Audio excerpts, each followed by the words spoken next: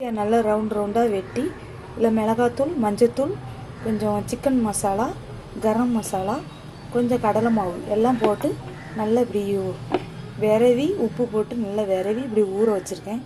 நல்லா இது ஒரு 1/2 அன் ஹவர் ஊறினதுக்கப்புறம் இதை நல்லா பொரித்து எடுத்துக்கலாம் சிப்ஸ் மாதிரி.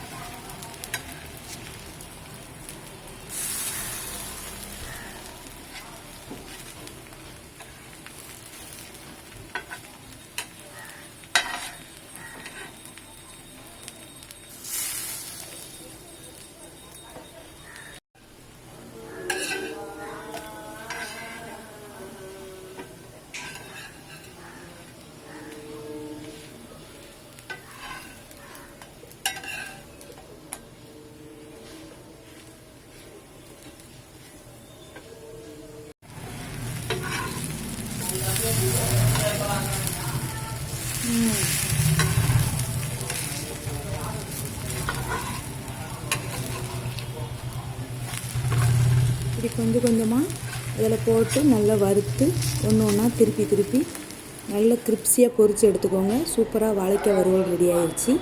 தேங்க்யூ.